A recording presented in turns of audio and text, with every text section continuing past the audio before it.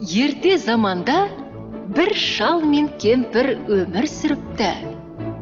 Бір күні шал кемпіріне: «Маған бауырсақ пісіріп берші» дейді. «Неден пісіреп? Үйде көптен бері ұн жоқ». «Ей, кемпірім-ай, сен қамбаны сыпырып, қуыс мүйісін қырып, осылайша қалған құтқан ұнды жинап алсаң, бір бауырсаққа жетіп қалар».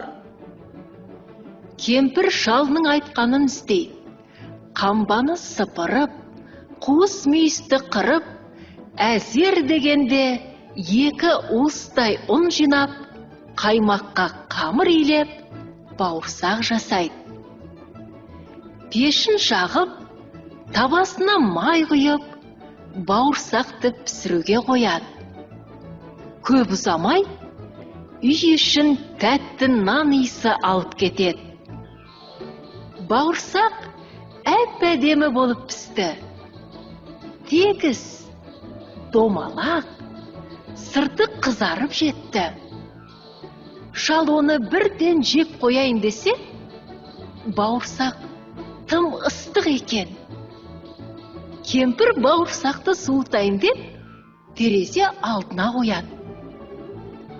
Жата-жата жалыққан бауырсақ терезеден жерге, жерден шөпке, шөптен жолға түсіп, әрі қарай домалай жөнелді.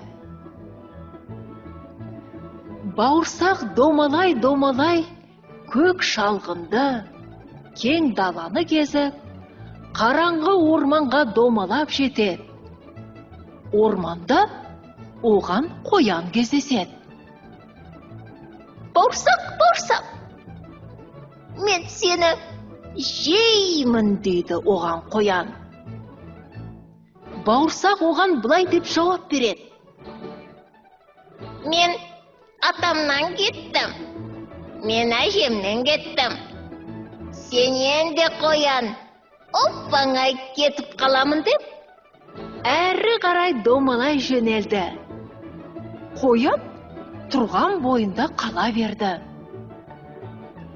Бауырсақ соқпақпен домалап келе жатса, оның алдынан қасқыр шыға келіп: «Бауырсақ, мен сені жеймін».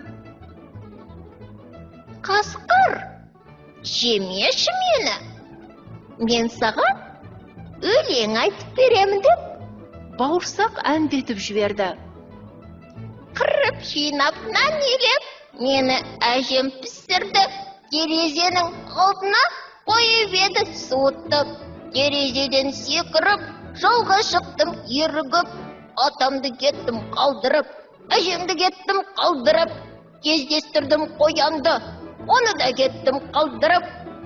Ал енді қасқыр, сенен де кетем». Осыны айта сала бауырсақ әрі қарай зып етіп домалай жөнелді. Қасқыр тұрған бойында қала берді. Бауырсақ орман ішімен домалап келе жатса, алдынан аю шығады. «Бауырсақ, мен сені жеймін». «Жоқ, аю, сен мені жеме, ал мен саған өлең айтып беремін» дейді бауырсақ. «Қырып жинап нан илеп, мені әжем пісірді, терезенің алдына қойып еді суытып.